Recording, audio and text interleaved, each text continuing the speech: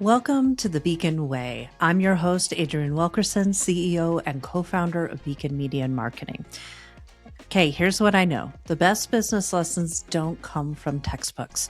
They come from the people who've actually been in it. Every episode, I sit down with entrepreneurs, business leaders, and the professionals who support them. The attorneys, the CPA, the coaches, the consultants who've navigated these waters themselves and now help other founders find their way. Real stories, honest conversations, and the kind of hard-won insight you can actually use. So I'm so glad you're here. Let's get into it. I'm really excited to be here today with Julia from Cheque. Welcome so much to the Beacon Way podcast. Thank you, Adrienne. It's great to be here. Fantastic. Well, tell us a little bit about you and your kind of path to and story to starting Cheque and kind of where you started to where you are now. Yeah, sure. So I am originally from Sweden. I moved to the US about six months ago, and essentially it was because we started this company called Cheque, and it came from our previous experience running an accelerator back in Stockholm, where we're from, and sort of seeing that there were a lot of startups that were starting that raised venture capital to fund their sort of cash flow needs in the beginning. But there were also a lot of companies that either weren't venture backable or it wasn't really necessary for them to raise venture capital or they shouldn't have. But they still had this cash flow issue. So we went about and interviewed about 100 service providers trying to understand what is the actual need here and how can we solve it. And the solution became Cheque, which today is an invoicing platform that allows service businesses to get paid faster on their invoices. Very cool. Very cool. So what is kind of unique about Cheque? How do you guys help motivate people to pay their invoices faster?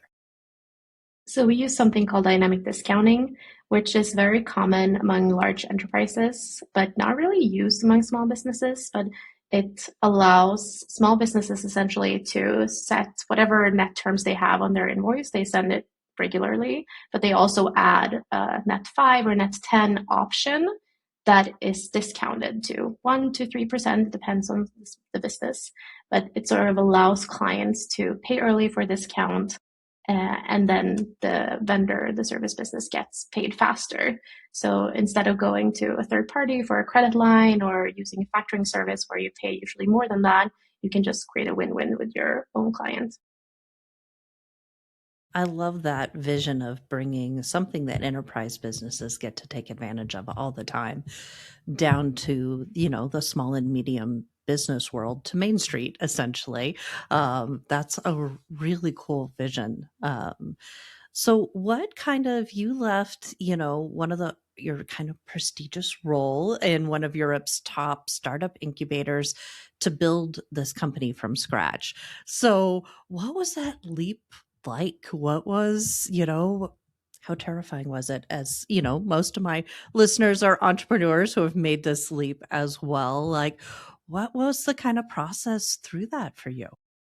Yeah, I don't know if the grass is always greener on the other side, but sort of sitting on the accelerator side and the investor side, I was so jealous of all of these entrepreneurs coming by us, and I was able to help them or support or give intros or mentorship, connect them with people, partnerships, but just for a short period of time, and then they would move on, and you would see them grow, and they would go on their journeys, and I would still be there, sort of helping the next one, and it was really, really valuable to learn from all of these companies. But I was like, I wanna also, you know? And so I Yeah. would say it was definitely a leap in terms of where I was like position wise and going into starting my own company. But for me, it felt so like fitting to my values and what I wanted to do with my life that I have never looked back Mhm. since then. That's really cool.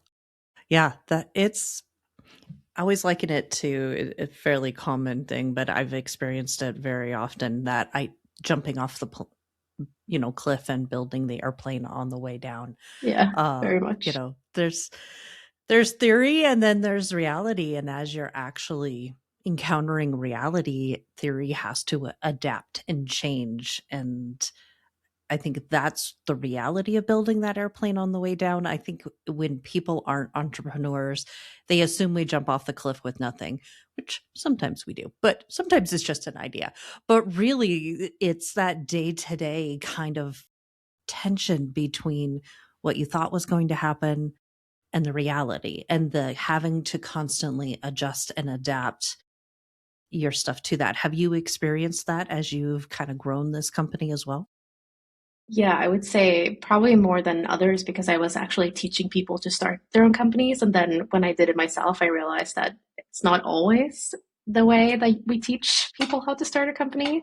And so Sure. I think I faced that full on, and it was really valuable because there was like I don't know if you recognize that, but like the confidence levels of like, oh, I did something right, and like, oh, this customer actually wants what I'm building. And then going back to like the other side and be like, oh, are we building the right thing? Like, do we need to talk to more people?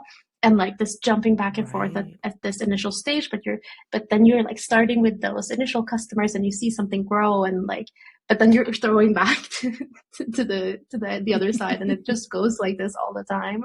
So it's really like a roller coaster. I always Mm, tell that to other people who are like interested in starting something themselves, that you have to be prepared for the roller coaster ride that you're stepping onto. And if mhm. you're not comfortable with that, I don't think that it's a good profession. But if you're comfortable with that, it's like the greatest thing ever to be able to be building something that you're really truly passionate about, and getting to be in control of your own Yeah. life. I love that. My dad told me one time, he's like, entrepreneurs, because he was one as well, is one, although he's now retired. I'm waiting for him to get into his next thing because he won't be able to not do something for too long. But he told us that he said one time that entrepreneurs, he's like, we have this weird thing in our brains. He's like, where it's just like naive confidence that everything's going to work out. And my current business partner Ken, he says that, I always bet on me, always bet on our company. And it's kind of the same thing, but it's always fascinating to me because I think if we knew what we were getting into, most of us probably wouldn't do it. And yet oftentimes we have serial entrepreneurs that do it over and over and over again, and it is a fascinating thing, I think, about the way that we're wired, where for the most part we are willing to ride that roller coaster, we are willing to face setbacks and go, okay, how do I learn, how do I pivot, how do I make this better next time? And yeah, I think it's definitely a unique breed. Yeah, and Sometimes I I'm like, agree. I would what's say wrong that, with us? yeah, from the accelerator part, I think I definitely saw the founders who were actually successful. They were the ones who were willing to, get up on the horse again if something went wrong, and really, really be persistent and gritty, and see that there was always a way out of whatever hole you were stuck in for the moment. So Yes. definitely, Yeah. It was always mine. Like, there's always a way through. It might be over, under, around, or through, but there's always a way. And if nobody thinks there is, it's just because you haven't figured it out yet. You haven't basically blazed that trail yet. Um, but those aren't always easy challenges to face, to blaze a trail or to do something like what you're doing, where it's really, you're taking on a gargantuan industry. You're really trying to be a disruptor in the merchant services world, especially for small and medium business. And that's a heroic quest, if you will. I mean, that's some pretty big mountains to tackle, yeah. and I'm excited that you're doing it. I think there's so much there, that so much potential there for somebody that has vision like you do, to bring some of this to the small and medium businesses. Yeah, I would say that I think that like vision came after, when we started talking to people, and not to name any products, but like people were complaining so much about their bookkeeping invoicing systems, and I think that also Mhm. got us going a lot. Like, okay, there's a lot to do here. There's so many people who are looking for something better, who've tried and tested things and gone back to what they were using originally. I was Yeah. talking to someone just this morning who had done exactly that. And I think I really, really want to be have it to have this great vision to actually see if we can accomplish being one of the big ones. Because I think there's a Yeah. need to switch out what people are using today. Yeah, absolutely. Absolutely. So I'd love to kind of come back around to a point that you made earlier. I think a lot of small business owners, they assume their only options when cash is tight is to go apply for a loan and a line of credit. So help our listeners understand, get a little more into detail about how your product can help bridge that gap for them so that that isn't their only option, if you will. Yeah. So what we saw in these larger enterprises and how they were using it is mostly a way for, these big entities who they have cash already on hand. They are able to pay you sooner, but they don't have an incentive to do it. It's like they need Mm, something to push that invoice through their processes faster, or they need something to just not go with the standard negotiated, usually quite harshly negotiated net 16, at mhm. 75, whatever they're pushing. And Right. then uh, previously they've pushed it onto the vendors or the small businesses to actually enforce Mhm. this cash flow. We pay sooner, but you have to discount your services 2% for us for that to happen. But now we're Right. sort of putting it in the hands of the small businesses being able to decide, okay, this month my cash flow is good. I'm not going to send any invoices with discounts. Maybe next month payroll is coming sooner than it did last month. We have a lot of outstanding invoices that we need to collect. So maybe it's worth it to actually send bigger discounts than usually. And like Mhm. actually being able to do this not only on a contract level, but also like on an invoice to invoice basis. Um, Wow. and seeing that the clients are actually taking this. And I think that the proof is in that these large enterprises and the big brand clients, they're already paying sooner, but on their own terms. So it's more about Mhm. putting that leverage to back to the small businesses, which we're also very passionate about, sort of leveling the playing field here, because all of these bigger clients usually have the leverage when it comes to negotiating the payment terms in that part of the process. Right. So is that really what dynamic discounting is? Because I'm sure I had never heard of this as that Yeah. term until you and I got to meet on LinkedIn and talk. So for those of our users who have never heard of dynamic discounting, kind of you explained a part of it there, but how does it actually work with Check? So with Check, they would essentially send an invoice and they would say, okay, this is a net 60 term invoice. And these are everything that we're invoicing for, the specific part of the project or these hours that we worked. And then they can sort of add another due date. So they can say, there's also another due date within 10 days. And if you pick that due date, you get a 2% discount on the invoice. So for the client, then they will see that they will get an email saying, hey, there's an invoice available to pay Beacon for their services. And if you pay it within 10 days, you get this 2% discount. Do you want to go in and pay right away? And then they would essentially be able to go through the payment processing on the platform. And if they do that within the 10 days, then they get automatically this 2% discount applied, which is also sort of why it's worth it to use a tech tool for that, because usually if you just write it on the invoice, the client could still pay you net 60 but apply the discount anyway, Yes. because it's so ambiguous, or you have to send a new invoice if you want to cover that, but most people don't because you want to value the relationship with the client and so on. So yeah. Yeah. Well, and like you mentioned bookkeepers before, but I mean, the tracking on that is a headache to say the least. So I love that the system's automating it. And I love that you can adjust it from month to month and you're not locked into something rigid every month because once a small business or medium business gets into the whole line of credit business loan game, you're stuck in that. It's very hard oftentimes for small businesses to get off the dependence of a line of credit, and there's still a good place I think in business for a line of credit, but it doesn't have to be in the day to day, and oftentimes that is the only one of the only options, especially if a company is growing. Usually you either self fund your growth or you go, and get capital.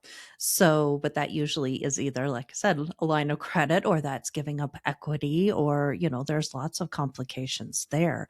So to be able to have another player in the game of going, look, there is an alternative, because we looked at it at different times, but yeah, the tracking on it was a nightmare.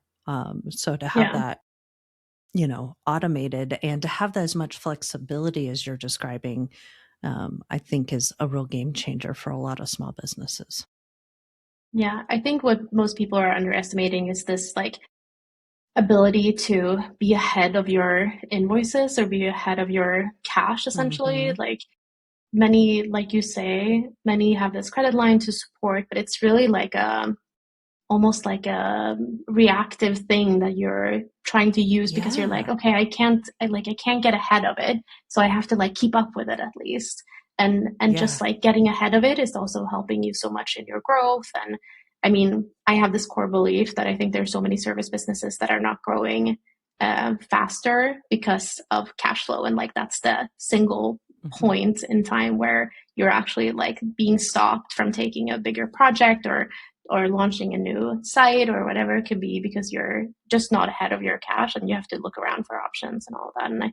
And I think that it would be a tremendous boost for the entire industry to have more Hmm. money coming in through the door, and just like really like accelerating that revenue, because I mean, in most of the time it's already earned, so it's just about being paid. Right. Yeah, absolutely. Well, and I love your point of flipping the script, because bookkeeping is traditionally reactive. It's chasing that invoice, it's chasing that payment. And your system really helps flip that around to being a proactive system. And, like you said, it not being so much on the client's terms, but on the business's terms. And that's that whole script of flipping it to incentivizing people to pay early instead of constantly having to penalize them and chase them down for paying late. That's a really disruptive flip on the whole kind of storyline, if you will, around invoicing and collecting and all of that kind of thing. Yeah, I see a lot of like, I'm sure you do too, like a lot of new AI tools for collections and chasing invoices, and I'm always so surprised that they get the attention that they do, because it like chasing invoices, then you're already like putting a band-aid to something that is wrong from the beginning, and sure you can Hmm. like slap AI on top of that, and I don't know, you don't have to send the emails out, someone the agent does or whatever, but it's not really like Hmm. going down to the core of the problem and solving that. Yeah. Yeah. No, it really is taking the whole problem and flipping at it, as entrepreneurs are so good at. Like, okay, what if we turn this upside down? What would happen? What if we just totally come at it from a different angle? I love that. I'm very dyslexic, and I have dyscalculia, which is kind of the numbers side of dyslexia. And so we've had some very interesting bookkeeping challenges, and at one point I had to take over doing the books for Beacon for a number of years, which was hilarious. I'm like, really, you're giving the person with dyscalculia the responsibility of running the books? But the most hilarious part about it was that I'd usually get to the right endpoint. But I would come at it from such weird angles that when we finally did get a bookkeeper in and I'm trying to explain to them everything, they're looking at me like, "You did what? You what?" They're like, "The bottom line." And finally they're like, just give me the bottom line. Like, I don't need the explanation, because they're like, that's backwards. But I'm like, well, I am Mm. dyslexic, so I'm switching everything. So yeah, it does track that I'm coming at it backwards. But I think that's sometimes what makes entrepreneurs so powerful is that willingness to kind of, well, this is the way it's always been done, but what if we did this? What would that do? So I love that And I'm you sure that you you're discovered really things. coming at it like that. I'm sure you discovered things while you were doing that that they might not have discovered just because they were doing it in the same way that they always did. So I like to think so. Yes. So, in part of looking at things differently, in some of our previous conversations, you've talked about, a credit exchange without credit. Tell me a little bit more about your vision for that and what you're wanting to do with that. yeah, sure. Thank you for asking that. So obviously, this invoicing platform is what we currently offer our clients, and it's a great way to get money through the door faster. But we also see that there are a lot of invoices that get sent out with this discount where this customer, specifically that their client, isn't interested in paying sooner. Maybe they have their own cash flow issues, or they are on a different schedule with their earnings, and it's just not always a fit. And so we started thinking about like, okay, but there are also businesses that send invoices without discounts to clients who might want to pay sooner if they received a discount. Could we sort of push this discount from this business to this client that isn't theirs, and then we take the risk in between? And then essentially like have this offer to essentially any client on the platform to pay their invoice sooner, but the money is sent to whoever is in need of cash right now, regardless of who their client is. Interesting. Wow. That's Yeah. very creative. I like Yeah. that. Hmm. That's definitely coming at the whole credit thing from a completely different angle. So, where are you guys kind of in exploring that and building that? Yeah, we're currently designing that because we've already seen that there are invoices that get sent with a discount that aren't necessarily paid faster. And if we could come in and actually push capital from someone else onto that invoice, they would get paid faster every single time. And like that value proposition for the customer is just completely different compared to just sending an invoice with a discount and hope that they accept it. So I think that now we're in a phase where we're seeing that more and more. We really want to build it out. So we've started to design how it's going to look and how it's going to work. But there's some risk involved, and we need to more like look at what kind of licenses we need to actually do this. But we can test it at small scales. So it's going to be interesting how that happens. But hopefully this fall we'll have something in place. So I'm very excited about. Yeah. Wow. That's very exciting. So, I understand that you do, Check does have a free plan. So, if anybody's interested in continuing the conversation with you and learning more and potentially even signing up for a free plan, kind of what are some of the initial steps that they need to take and how do they start that conversation with you? Yeah, of course. So anyone can reach out to me. My email is julia@checkpay.co. Check with a QUE. I usually say the British spelling of a paper check. And I am happy to have a conversation, honestly, regardless of whether they are ready for something like a new tool can offer, and or just talking about how they can get cash in through the door faster and seeing if Check is a possible solution for them. But as you mentioned, there's a free plan. You can go to checkpay.co/pricing and read more about what that entails. And we also have a tier for uh, more access to other features like the QuickBooks integration. And we work very closely with the QuickBooks part of actually connecting to the bookkeeping, but letting invoicing be run in Check. Wonderful. Wonderful. Well, I mean, I know a lot of our listeners, viewers, got lot of small business founders, owners. We have a lot of accidental business owners too that we've, we work a lot in the mental health industry. So you get a therapist who is so good. They have the problem where they got to hire more therapists because things are growing, and we're seeing, interestingly enough, a swing back toward cash pay, which is really Yeah. interesting in the mental and behavioral health. So this exploded during 2020. People were kind of faced with COVID, faced with themselves. They're like, I need help. I don't care if my insurance company is going to pay for it. I need to talk to somebody.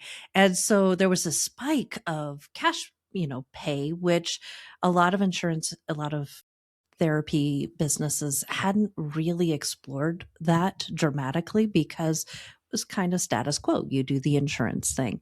But this explosion kind of opened up this whole new world that cash pay was a viable thing.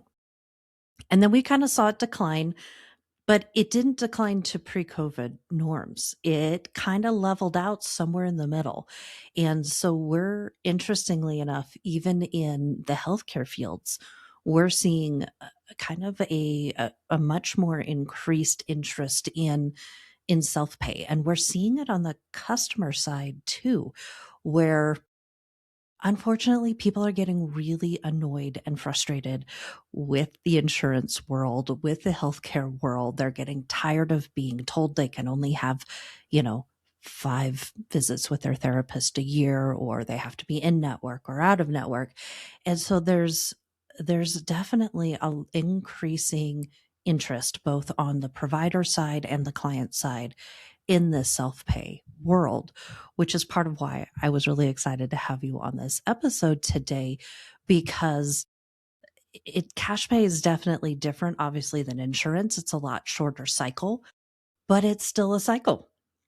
And with check, that could be a really dynamic answer to a lot of clinics that are going back to cash pay or adding cash pay into their suite of things, and kind of wanting to be disruptive and look at how do we work more with patients and do what's right for the patients, even if that doesn't quite line up with whatever the insurance company thinks should be done or shouldn't be done. So I think that this is a really timely thing that you're doing, even for the healthcare industry. It's cool. We haven't explored that industry so much, but I'm very excited to talk to any type of service provider. I feel like this is such a huge space, and I really want to Yeah. try to help as much as I can. Yeah, no, that's really exciting. Well, thank you so much for your time today, Julia, and for just having the courage to start check and just jump off that cliff and to really bring an amazing service that enterprise level companies have enjoyed for a long time into the small and medium business space. And for any of you listeners out there, we'll include Julia's email and the contact information in the comments or published with the episode. So if any of this is intriguing, we hope you reach out to Julia and keep the conversation going. But thank you again, Julia, for your time today. Thank you so much, Adrian, for having me on the podcast. This has been great. Yeah, thank you. All right. Well, listeners, thank you so much. And we hope you join us for the next episode of the Beacon Way podcast. Thank you so much for being here today, and a huge shout out and thank you to Julia for joining us and sharing her story and her expertise so openly. If today's conversation resonated, please share it with a fellow founder who needs to hear it.